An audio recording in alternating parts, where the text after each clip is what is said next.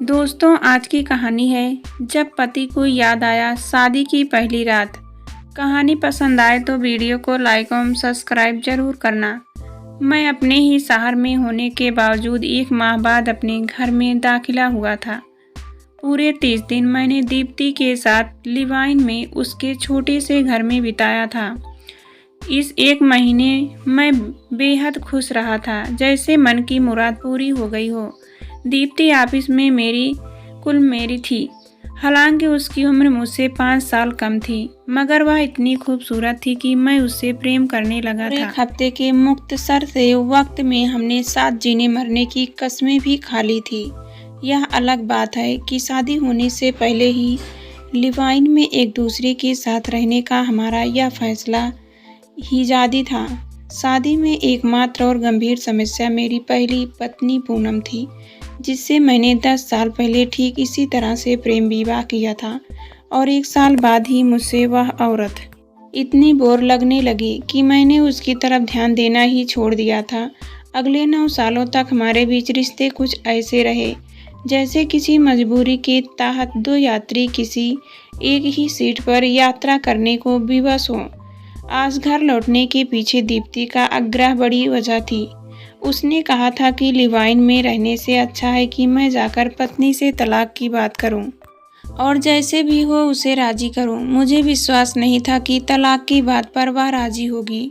आखिर हमारा 8 साल का बेटा वह सूत्र था जिसकी वजह से वह मुझसे आज तक बंधी हुई थी, और मुझे लगता था कि यह बंधन अब मजबूत होता जा रहा था, बावजूद इसके कि पत्नी का मेरे जीवन में कोई महत्व शेष न था।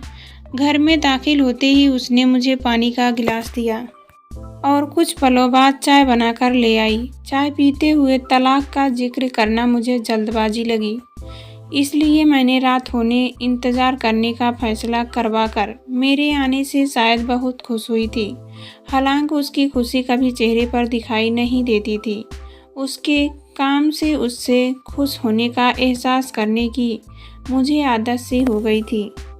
आज उसने मेरी पसंद का खाना बनाया था। मैं सोफे पर बैठा मोबाइल पर गेम खेल रहा था जब उसने बिना कहे खाना लाकर वहीं परोस दिया। तुमसे कुछ ज़रूरी बात करनी थी, 2 मिनट पास बैठो। वह खाना देकर जाने लगी तो मैंने कहा। वह बिना कुछ कहे बगल वाली कुर्सी पर बैठ गई, यह दिखाने के लिए कि हालत सामान्य थे। मैं इत्मीनान से खाना खाने लगा। पिछले 10 सालों से हमारे बीच कुछ भी अच्छा नहीं चल रहा है। हम एक दूसरे के साथ जबरन बंधे से हैं। मैं चाहता हूँ कि हम तलाक लेकर एक दूसरे से आज़ाद हो जाएं। तुम्हारा क्या विचार है? तुम हिम्मत करके एक सांस में मैंने दिल की बात कह दी। फिर उसके हाव भाव को जांचने के लिए उसके चेहरे की ओर देखा। ऐसा लगा जैसे वह किसी गंभीर बीमारी से जूझ रही हो।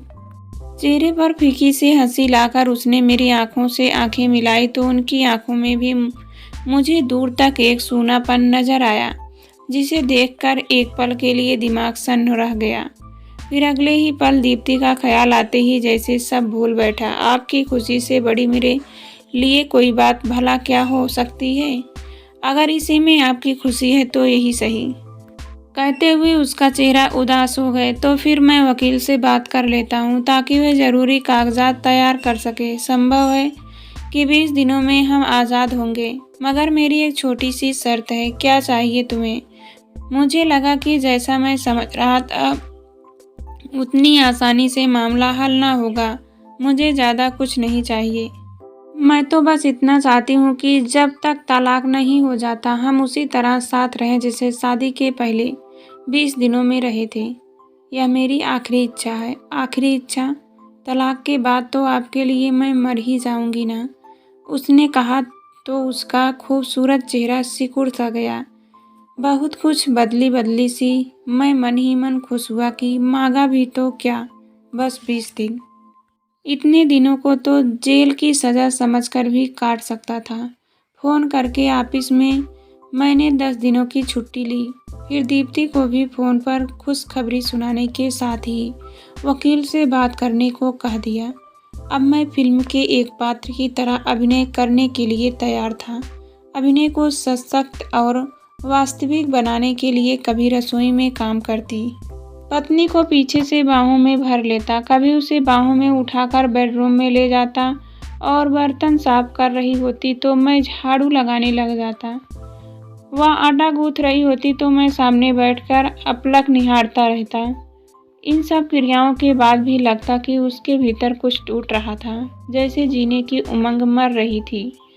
3 दिनों में ही मुझे एहसास होने लगा था कि अब खुशी और गम के उसके लिए वे मायने नहीं रह गए थे जो तब थे जब हमने शादी की थी। एक दिन सुबह वह उठने लगी तो पैरों पर खड़े होते ही ऐसे लड़खड़ाई कि बेड का किनारा हाथ में न आया होता तो गिर गई होती।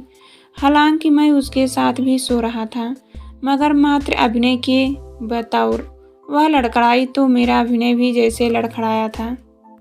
तुम ठीक हो पूनम? हालचाल पूछने की बिल्कुल नीयत न होने के बावजूद नितांत अपनेपन से दिल की आवाज़ निकली। हाँ, मैं ठीक हूँ, बस नींद पूरी तरह खुली नहीं थी, इसलिए लड़खड़ा गई थी। फिर कुछ याद करते हुए उसने पूछा, वकील से बातें हो गई? हाँ, फ़ोन कर दिया था उसे। आप वकील नहीं करते, बेवजह पैसे खर्च होंगे आपके। अगर मैं वैसे ही छोड़कर चली जाऊँ तो? मैं जैसे सिंहर उठा। जाने क्यों मुझे लगा कि उसके कहने का आशय वह नहीं था जो मैं समझ रहा था। उसने 20 दिन साथ रहने की शर्त रखते हुए भी क्यों कहा था कि मेरी आखिरी इच्छा है। उस रोज़ वह दिन भर काम में लगी रही और मैं उसकी बातों को मन ही मन दिमाग में तौलता रहा। दोपहर को उसने खाना लगाया तो मैंने साथ बैठकर खाने का आग्रह किया। अब मेरी अभिनय कला जवाब दे रही थी। मैंने एक निवाला अपने हाथ से उसके अभिनय में रखा। हमने ठीक शादी के पहले दिनों की तरह एक दूसरे को खाना खिलाया। खाना खत्म करके बस बर्तन ले जाने लगी तो मैंने उसे रोक दिया। राहुल को हॉस्टल से बुला लूँ? 2-4 दिन साथ रह लेगा, क्या ज़रूरत है? फ़ोन पर बात तो हो ही जाती है। डॉक्टर के पास चले। उसने सुनी आंखों से मेरी तरफ ऐसे देखा जैसे मैंने उसकी किसी दुखती रंग को छोड़ दिया हो। नहीं, मैं तो बिल्कुल ठीक हूँ, इतना कहकर वह चली गई। मैं भी उसके पीछे किचन में आ गया। उसने बर्तन सिंक में डाल दिए तो मैंने उसे प्यार से बाहों में उठा लिया। इस हरकत को मैं रोज करता आ रहा था, लेकिन वह अभिनय नहीं था। आज कुछ अपनेपन और प्यार से उठाया तो एहसास हुआ कि उसका वजन भी बहुत कम हो गया था। उसे बाहों में उठा लाकर बेडरूम में बेड पर लेटा दिया। मैंने आज 10 साल बाद उसे इसी तरह भरपूर प्यार किया जैसे शादी के पहले दिन किया था, मगर आज जैसे उसके लिए चीज़ें बेमनी थीं। सारे अरमान मर गए थे, जैसे अब 2 दिन शेष थे। लेकिन मेरा मन कह रहा था कि उसे उसके हाल पर छोड़कर बहुत बड़ा अन्याय कर रहा था। मैं कर रोज की तरह शाम 3 बजे दीप्ति का फ़ोन आया। उसने खबर दी कि सब कागज़ तैयार है, बस एक बार पूनम को कोर्ट आकर हस्ताक्षर करने होंगे। वार्तालाप के दौरान मैं करता रहा, क्योंकि दिमाग में तो कुछ और ही चल रहा था। मेरा दिल गवाही दे रहा था कि पूनम की हालत को नज़रअंदाज करके मैंने बहुत बड़ी गलती कर दी थी। इस बात को जितना सोचता बेचैनी बढ़ती जाती। हालत यह हो गई कि एक एक पल बहुत भारी गुजरने लगा। कल हमारे करार की आखिरी दिन भी था, लेकिन कल तक इंतज़ार करना असंभव लगा। किसी से बहुत ज़रूरी बात करनी है, लौटकर डॉक्टर के पास चलेंगे। तब तक तैयार हो जाओ, और हाँ, आज कोई बहाना नहीं चलेगा। मैंने कहा तो रोज़ की तरह उसने प्रतिरोध नहीं किया, शायद इसलिए कि आज मेरे लहजे में उसे अपनेपन का एहसास हुआ था। कल तो हमारा करार खत्म हो ही रहा है, क्यों नया पेच फंसा रहे हो? कोई जवाब दिए बिना मैं गाड़ी में सवार हुआ और दीप्ति के पास पहुंच गया। मैं पूनम को नहीं छोड़ सकता, उसे मेरी ज़रूरत है। मैंने 2 टूक शब्दों में कहा तो वह जैसे तिलमिला उठी। पिछले 6 महीने से मुझे शादी के हसीन सपने दिखाकर और बिना शादी किए साथ रहकर अब कह रहे हो कि तलाक नहीं ले सकता अपनी पत्नी से। इतना ही प्यार था तो 2 साल से उसकी खैर खबर क्यों ना ली?